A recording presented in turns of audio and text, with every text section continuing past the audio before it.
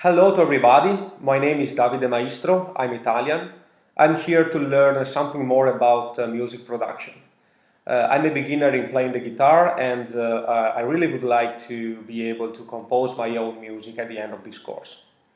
So I chose the topic for assignment number 1 and I will cover my microphone basics, including types of microphone, frequency response and polar pattern. So first of all, a microphone is an input transducer. That means it is able to convert the sound pressure variations into voltage variations. And the most common types of microphone are dynamic and condenser.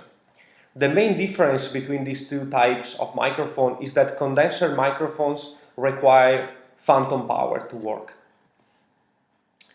The frequency response is the range of sound that the mic can reproduce and how sensitive a mic is within that range.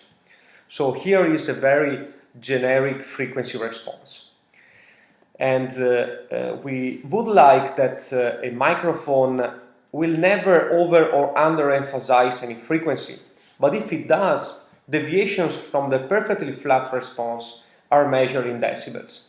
Here in this picture we see that from 200 up to 2000 Hertz the response is very flat, and for high frequencies are emphasized and low frequencies are reduced. That means that the environment noise is reduced.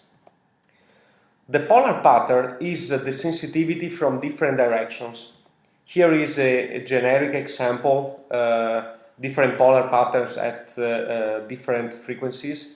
As we can see, is a cardioid pattern that is directional.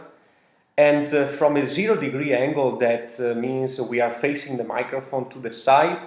The decreasing in sensitivity is 5 decibel. The first one here is a cardioid pattern, so very directional pattern that is not able to capture the sound from the back.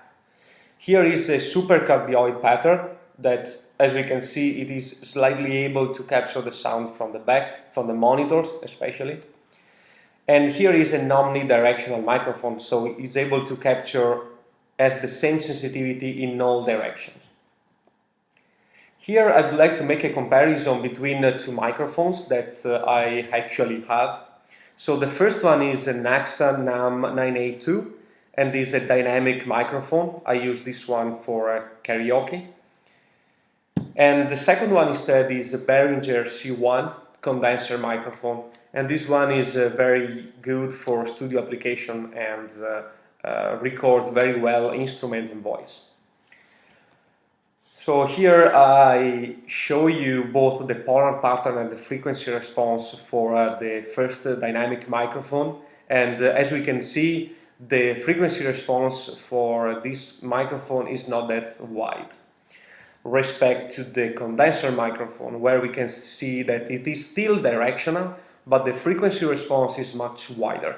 So we have to be careful with this microphone because it's really able to capture the environment very easily. Reflections. So condenser microphones usually have a better high end and a more extended frequency response than dynamic microphones. And for home studio applications, condenser microphones are highly recommended. For on-stage applications instead, the dynamic microphones are recommended. And when placing a microphone in your room, in your studio, always listen in order to find the best location. Okay, that's it. So thank you for watching and see you next time for assignment number 2. Thank you.